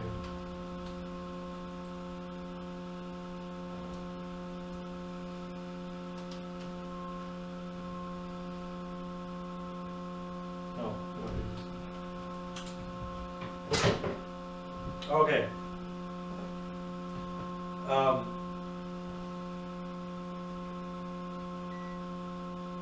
We're going to look at the amps. All right, so we've got 1229 and 1224.5. And again, this is not trying to show some perfect demonstration here to prove anything. But I want to show the basics so that you can understand how to use this for those who care to experiment. So we're looking at here across the negative.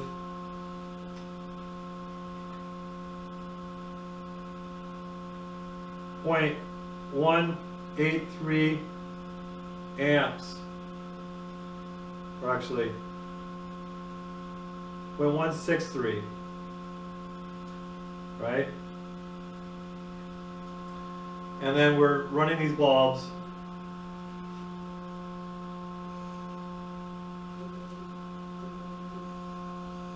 And we have mechanical power left yet. And then of course we're charging this battery as well. 11.48 and climbing. So now what we've done, so 12.31 is charging up the other battery. So now what we've done is now this battery bank 24 volts is charging this battery bank 2 12 volt batteries here, as we mentioned earlier. But we're still continuing to charge this battery as we did over here. This hasn't changed at all. In fact, this process has improved this process right here. So these batteries can actually be more readily swapped around, because this process here, this pulsing open loop process, sends some of the energy back into battery 1 and makes it more efficient. So now you're actually getting more power. So now you have 3 loads. You have the mechanical power in the motor, which we're running some lights off of right now. We could run other things. And now we're charging this battery for number 2, but now we're also charging these batteries up here. So there was 3 outputs for 1 input. And that's something we haven't shown really before. We have in different ways, but it's been a lot more involved. I did print a book that showed that once. So anyway, let's look at yet another process. So, the other process here we're going to look at, we're going to add yet a third process to this whole thing, which is right here, the 0 voltage, 0 point process, where we can charge a battery or run a load there. This allows you to charge up the primary battery as well. And so all batteries are charging. And this allows you, if we multiply this process out, we can add as much load as we want. And the system can get as big as we want it, all based upon this little motor, or a bigger motor. Now this process is in this box right now. And what we're going to do is add it in series with the charging battery. So what I'm going to do is power all these light bulbs, and you'll notice the motor will only speed up as I add this process. There's nothing special about well, there is something special about this, but we're not talking about any kind of mechanical or any kind of power source in here. You can see all the batteries, all the switches are connecting up here, and nothing's happening. Nothing's happening with them plugged in. You know, this is not a trick here. We showed this at our last meeting in a small box, this small box and a larger box. So now I'm going to put these batteries, put this battery, sorry, in series with the output.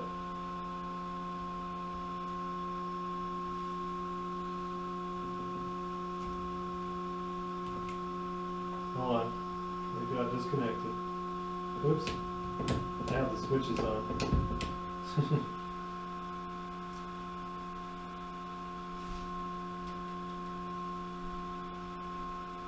Okay, now what we want to look at, we'll lose sight of our voltages here and all that. Now this battery is going to not charge up as fast anymore, but we're going to add one load at a time. The motor did not slow down.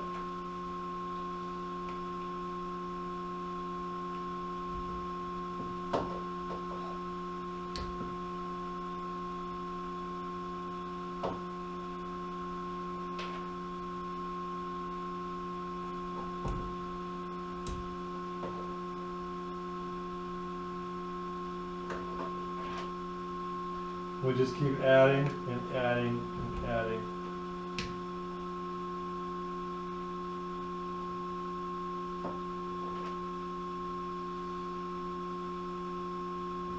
Now this isn't tuned for this motor. This was actually made for that motor, and it runs a whole lot more better. A whole lot better.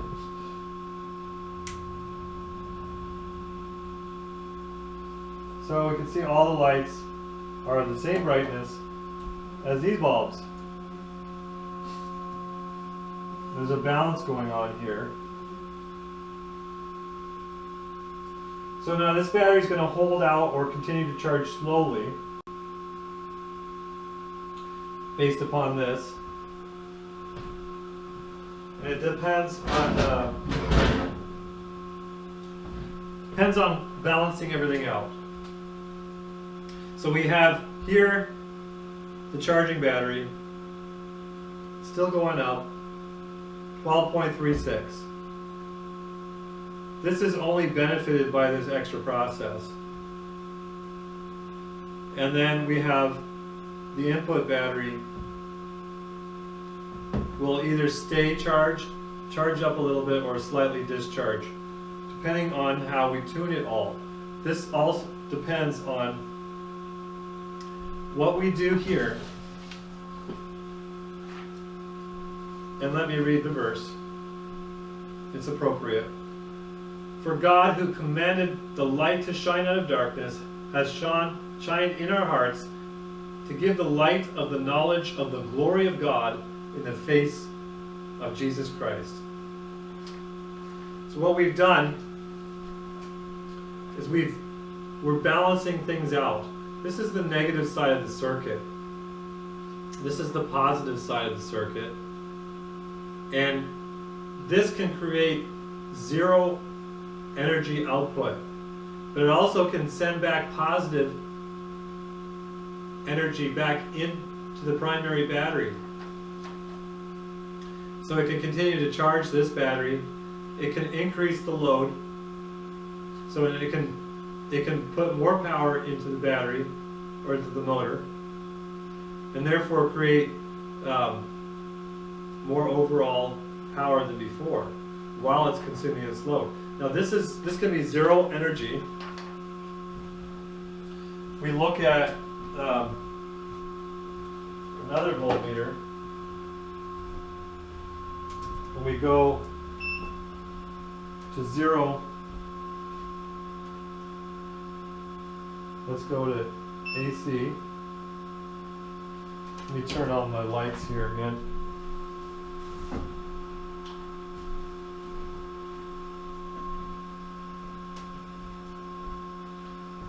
So we're at AC. This is not perfectly tuned, so you're going to see 0.2 volts, and there's the DC side. It's actually millivolts, 7 millivolts. If you look right there in the corner, it shows. So it's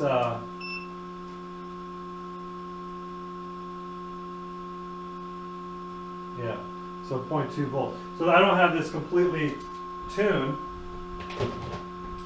for this particular demonstration, but it's not my point to show the 0 point energy.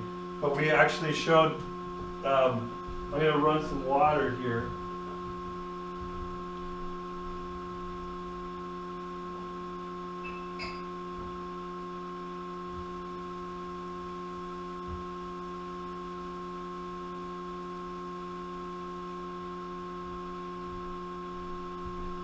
So if we do the water here, we showed this in our last meeting.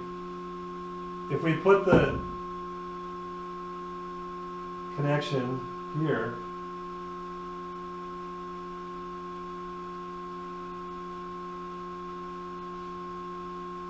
we put the bulb in the water, at least the contacts is all I wanted to show. We can run this without any bulb still lit. Let me turn off the light so we can see. I don't want to move the camera because people will hound me if I shake the camera. So you can see the light is on my hand. It's all the same. It's under the water.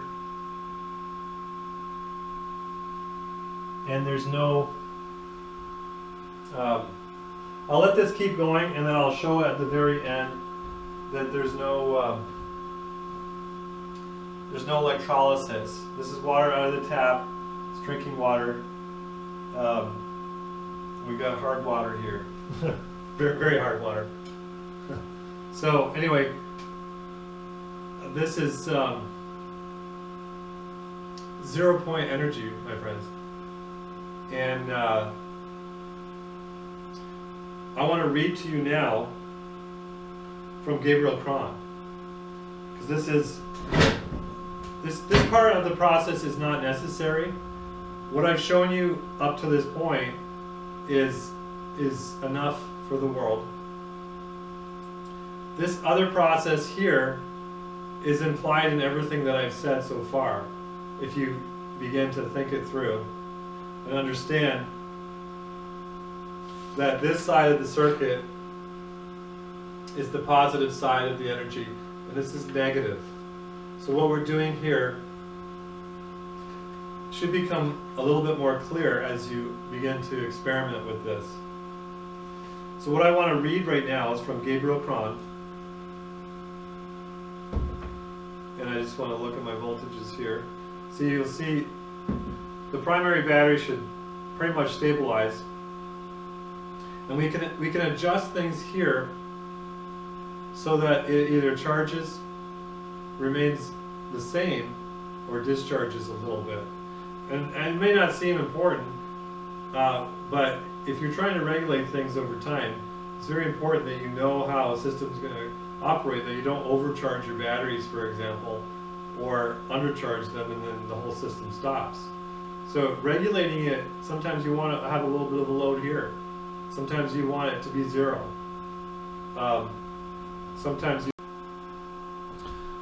I apologize, my camera went out here. And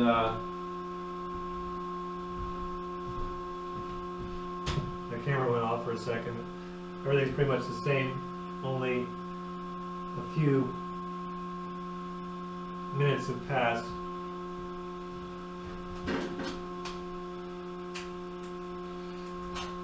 So let's read, the final thing I want to do is read from Gabriel Cron. He was born in 1901 to 1968. He was a Hungarian-American electrical engineer who promoted the use of linear algebra, multilinear algebra, and differential geometry in his field. And he was, at his death, he was arguably the greatest electrical scientist ever produced by the United States. So this is, the reason why I'm quoting him is twofold. One, to show you that the very top of electronics in this world, you have somebody who showed this system, or at least experienced it, and gives you more understanding now of how to accomplish it. These quotes will be from a paper that we have on our website. And which he wrote in 1945. And I quote this to encourage you to know that, you know, even in conventional electronics, there are people who see this, and this is not something for mere hobbyists or delusional people or fraudsters, like there's so many in the free energy world.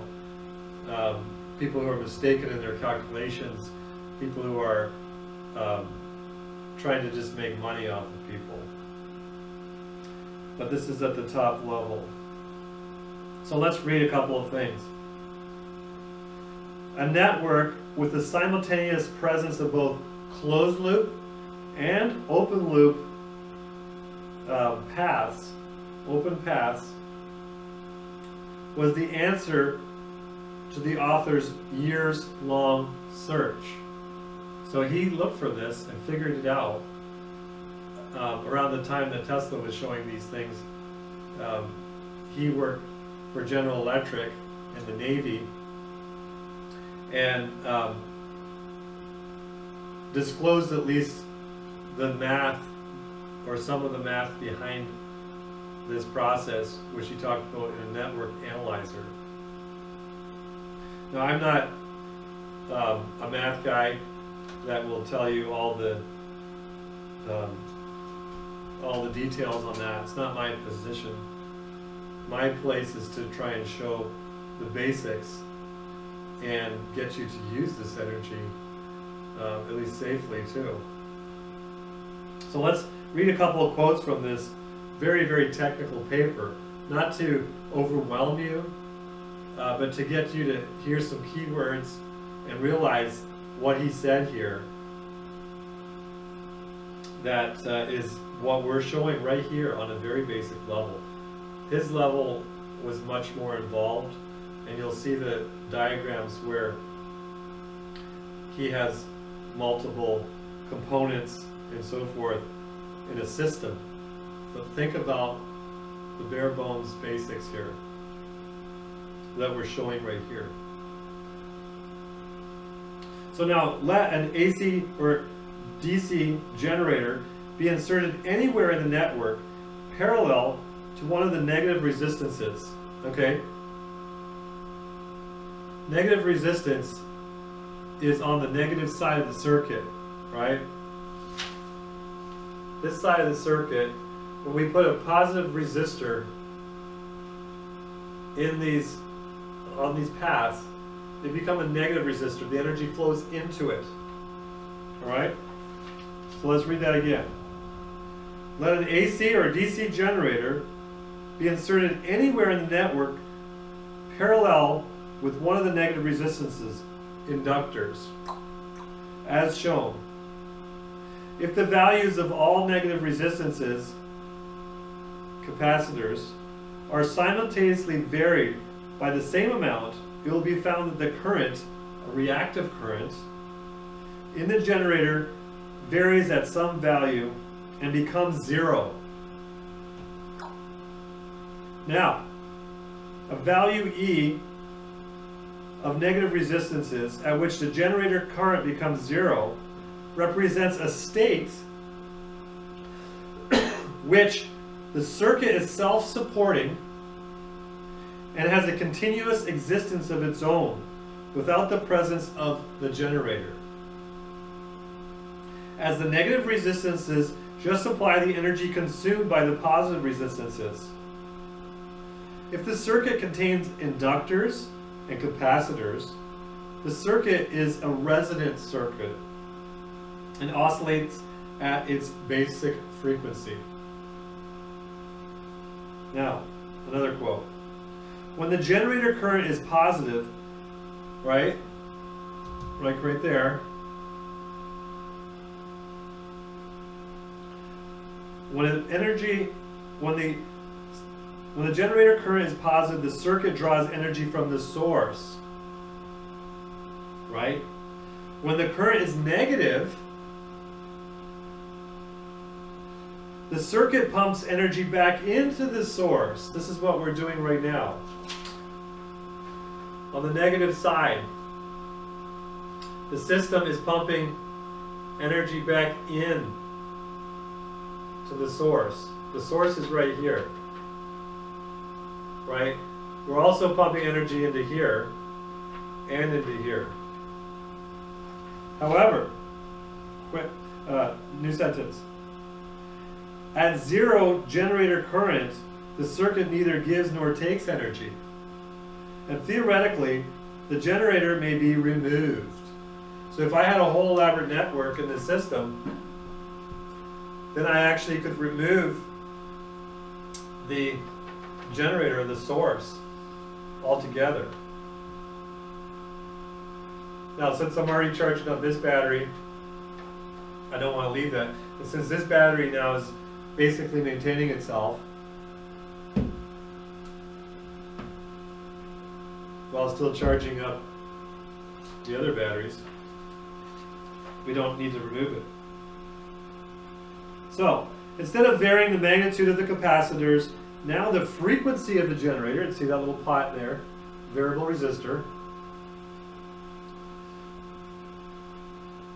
the frequency of the generator is varied, thereby varying the admittance of the capacitors and those of the inductors.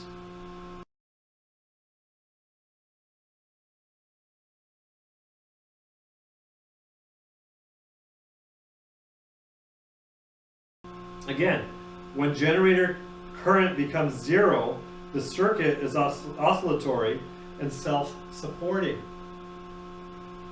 And the network represents a stationary solution of the equation. Now, I'm not showing the equations because I don't want to complicate things too much, but you can read the paper.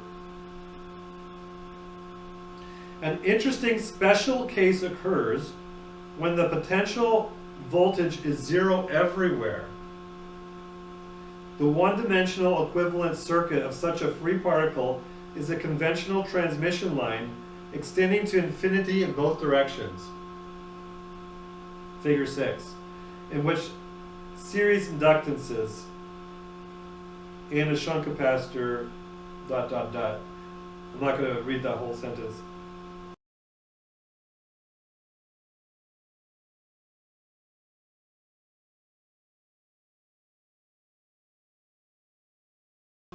But it is well known that such a transmission line may contain a standing wave at a certain frequency between 0 and infinity, drawing no current from the generator. It is well known. Is it known that way today? That is, the positive energy values form a continuous spectrum. If the transmission line is considered as a second type of model with variable capacitors, then at negative energy values E, the capacitor also become inductors. The capacitors also become inductors, and the line cannot maintain a standing wave.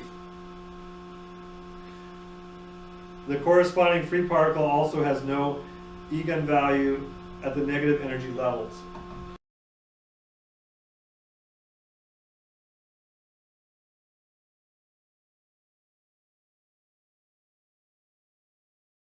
So anyway, that might be over a lot of people's heads. It may make some sense to some people. But look at the paper. Look at the point that I'm making. The generator can be self-supporting. The network itself can be self-supporting. The generator can be removed. The more energy can come back into the generator if desired. Or in this case, we're using a battery. So this is the whole system here, guys. This represents unlimited power. This represents multiplying power out. Whatever your views of thermodynamics, it doesn't really matter, because we're not talking about violating any laws here.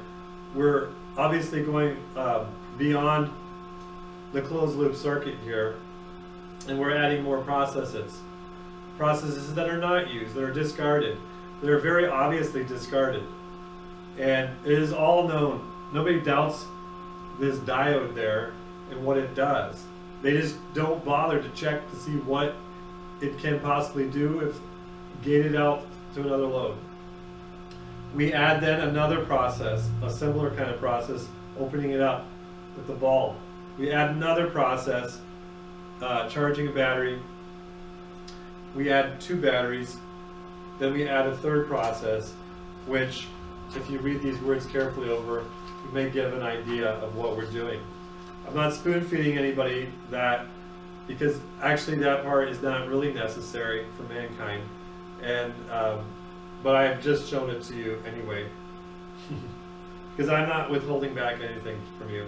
Now again, to actually do this right requires a lot of precision, and that's why I'm not revealing it totally, because it if people start playing around with that without understanding the basics on the other levels, then they're going to damage their components, and I hate to see that. And there's all sorts of reasons for it, but anyway, this is all I want to show you in this video, and I just want to really, the bottom line is, I really don't care if you have free energy or not. What I care about is if you have a selfish heart or a benevolent or loving heart. And it will do you no good to have all your power needs if you don't use your power for the glory of God. And that's all I care about right now. I find this is a perfect analogy to show that, and I hope that this can be received by the world in both senses, that this could be used to better humanity technologically, but mostly spiritually. And that's why I present it in this way. I beg your that you forgive me for the manner of this presentation. Is what I could do right now under the time that I have, and I'm doing the best that I can do. It may not be to people's liking. I bought a new camera for this because of the criticisms about my cameras, and I didn't have it being held by hands because of the shakiness. So I hope it's all acceptable, and that people won't stumble upon the words they use and just grasp the basic idea and actually begin to use this, as people have been using it around the world for the last 100 years. But hopefully now it can go forward. We can have a new day.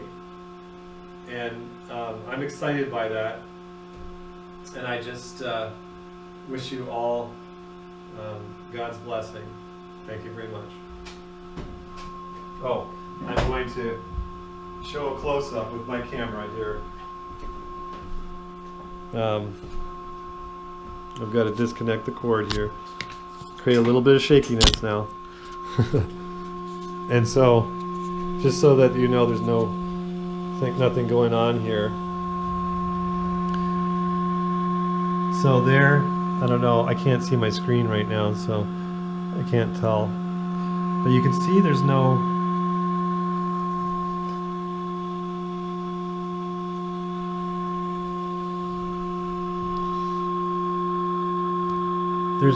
the bubbling is merely from in the water itself, from when I poured the glass of water. It's throughout, you can see it. There's no bubbling taking place. There's no shorting out. And so again, we can look at this whole thing.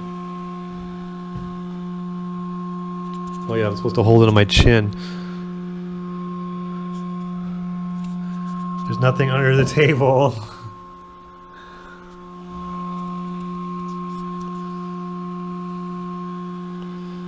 So there's the circuit, there's the motor,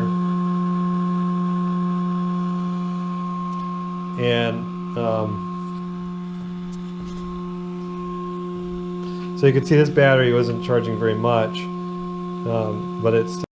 So what we're going to do is show the voltage again across the terminals.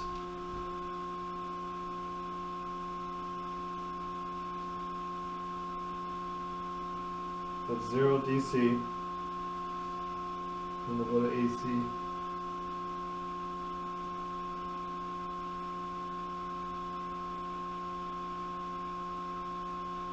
0.6.